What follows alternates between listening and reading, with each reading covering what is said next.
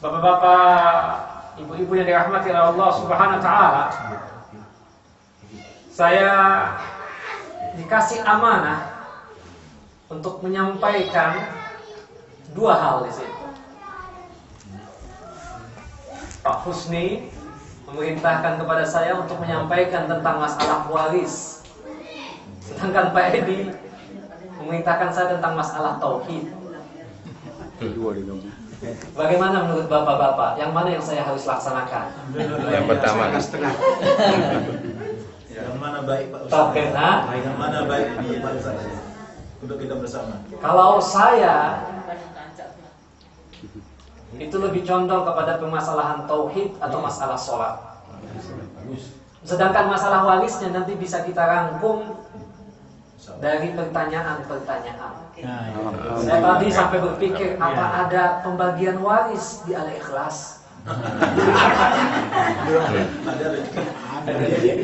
Sedangkan masalah waris sangat jelas sekali. Dalam Al-Quran Allah menyebutkan dalam surah An-Nisa, surah yang keempat, ayat 11 dan 12. Jadi tentang pembagian waris itu sudah Allah atur pada ayat 11 dan 12.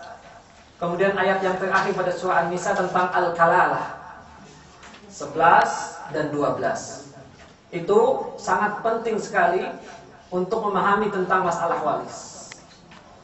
Yang jelas kita katakan ilmu yang pertama kali nanti diangkat oleh Allah Subhanahu wa taala sebelum terjadinya hari kiamat itu adalah masalah ilmu waris. Yang dimana kebanyakan orang nanti tidak berhukum dengan hukum sebagaimana yang Allah terangkan pada ayat 11 dan 12 tersebut. Banyak orang lebih condong kepada hukum-hukum yang dibuat oleh manusia, bukan hukum Allah dan Rasulnya. Kemudian ada perbedaan sangat signifikan antara hibah, wasiat, dan waris. Itu yang paling penting kita perhatikan. Hibah itu artinya adalah hadiah atau pemberian ketika kita hidup. Untuk hadiah dan pemberian itu hak yang memiliki kepada siapapun dia mengasihkan selama dia tersebut memenuhi dua syarat, agil dan balik, maka terlaksana hibahnya tersebut. Tapi khusus untuk kepada anak-anak tentang masalah hibah dan pemberian tersebut harus bersikap adil. Kata Nabi sallallahu alaihi wasallam, "I'dilu baina auladikum." Bersikap adillah dalam masalah hibah. Masalah hibah nanti saya akan kasihkan kepada Pak Edi atau Pak Husni tentang makalah tentang masalah hibah dan juga sedikit tentang masalah waris. Jadi tinggal membaca makalah saja. Kemudian yang kedua, wasiat. Wasiat adalah pesan yang dimana wasiat tersebut terlaksana jika dia meninggal. Itu wasiat. Dan wasiat tidak boleh lebih daripada berapa? 1/3.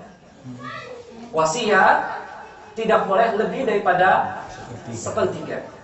Sesuai dengan hadis Sa'ad bin Abi Waqqas ketika beliau dalam kondisi yang sakit parah, kemudian meminta Rasulullah SAW untuk datang.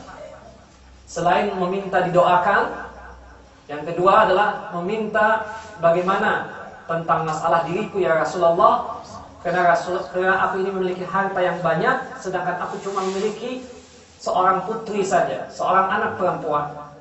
Ya Rasulullah, sesungguhnya aku berkeinginan untuk mewasiatkan hartaku, menyumbangkan hartaku semuanya untuk Islam. Apa jawab Nabi SAW? La, jangan ya.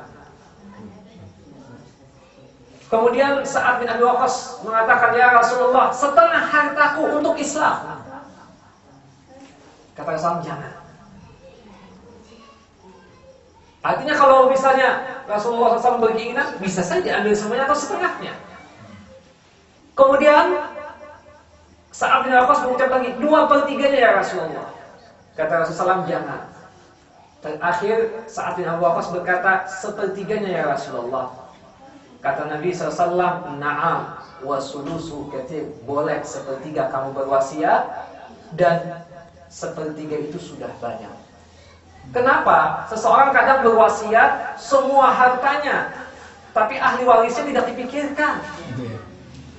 Dia punya anak-anak, dia punya istri.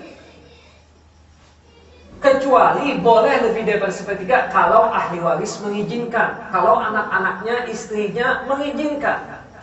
Karena itu sudah menjadi hak anak-anak dan istri yang dia tinggalkan atau ahli waris. Kemudian Rasulullah mengatakan wa antada'a auladakum aghniya khairun min ayyatatafa 'indan nas. Apa? Meninggalkan anakmu dalam kondisi yang mampu, kaya, ya kan? Memiliki kemampuan secara finansial itu lebih bagus ketimbang dia nanti minta-minta di hadapan manusia. Ya kan? Meminta-minta itu bagaimanapun juga ayadul ulya khairun min yadis sufla. Tangan yang di atas itu lebih bagus daripada tangan di bawah. Meskipun caranya begini kayak begitu, tetap begini caranya mengambilnya. Tetap tidak enak.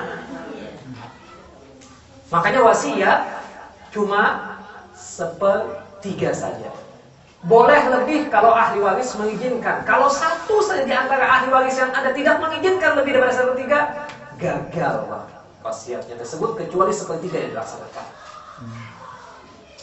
Kemudian baru yang berkaitan dengan masalah waris. Setelah hibah ketika hidup dia, ketika yang pertama kali nanti dalam proses pembagian waris tersebut, yang pertama yang dilihat apakah yang meninggal tersebut punya utang. Utang itu wajib untuk dibayar. Dan ahli waris harus melihat apakah ayahnya atau ibunya atau siapapun yang menjadi pewaris tersebut memiliki utang. Karena kata Nabi sallallahu alaihi wasallam, seseorang tersebut mu'allaqun bidainihi, itu tergantung dengan utangnya. Nanti ketika di padang mahsyar, yang namanya dirham, yang namanya dinar, dolar, itu tidak berlaku lagi. Tetapi yang berlaku tersebut adalah yang berkaitan dengan kebaikan seseorang. Dikatakan oleh Nabi SAW, nanti banyak manusia yang berbondong-bondong membawa berbagai macam kebaikan, berbagai macam hasanat, tapi sekaligus dia pun juga membawa berbagai macam kejelekan. Pernah mencaci maki orang, ghibah, namimah, adu domba dan seterusnya, memukul, membunuh dan seterusnya. Sampai pada akhirnya Allah menghukumi yang berkaitan dengan masalah utang. Bagaimana tentang masalah utangnya tersebut yang dia tidak bayar ketika di dunia? Diambilkan hasanatnya. Dia memiliki kebaikan, berhubung dia belum bayar utang, diambilkan kebaikan tersebut untuk dikasihkan kepada orang yang mengasihkan utang kepadanya. Kalau seandainya dia tidak membawa kebaikan, ya, bagaimana? Allah mengasihkan kejelekan kepada orang tersebut dalam artian kejelekan orang yang mengasihkan utang atau kejelekan orang yang terzalimi dan teraniaya tersebut, dosanya ditanggung oleh orang yang mengutang tersebut atau orang yang bersikap zalim ketika dia di dunia. Di antara kita kadang punya duit, punya uang, ya, tetapi utang itu tidak disegerakan untuk dibayar. Padahal kata Nabi SAW bahwasanya ada 3 hal yang perlu untuk dipercepat. Bahwasanya 3 hal ini wajib untuk dipercepat. Yang pertama, nikah. Kawin itu perlu dipercepat. Kalau sudah waktunya kawin, ya kawin. Dalam arti sudah punya nafkah lahiriah dan batiniyah, bersegera untuk kawin. Karena demikian setengah agama yang dia dapatkan dari kawin tersebut. Kemudian yang kedua adalah ikramud duyuf, menghormati tamu. Tamu datang ke tempat kita, bersegera untuk kita hormati. Kewajiban sebagai ahlul bait. Kemudian terakhir, membayar utang. Kita punya duit, kita punya utang, bayarkan segera utang tersebut. Jangan sampai nanti ketika kita meninggal, kita belum sampai bayar utangnya. Karena nanti hasanat kita, kebaikan kita akan diambil oleh orang yang mengasihkan utang kepada kita. Kemudian yang kedua, proses dalam pembagian setelah utang dibayar, wasiat. Apakah bapak saya ini punya wasiat? Oh ada, wasiat dilaksanakan. Tapi tidak boleh lebih daripada sepertiga. Kemudian baru yang terakhir, masalah waris. Baru yang terakhir adalah masalah waris. Nah, masalah waris nanti pembagiannya bisa dilihat pada ayat 11 dan 12 pada surah An-Nisa, surah yang keempat. Nah, itu sedikit tentang masalah waris. Jadi di dalam Islam itu ada hibah, ada wasiat, dan ada yang berkaitan dengan masalah waris. Nanti ada hal-hal yang berkaitan wakaf dan seterusnya. Ya, insya Allah next time kita akan membahasnya. Nah, kemudian pembahasan yang kedua berkaitan dengan masalah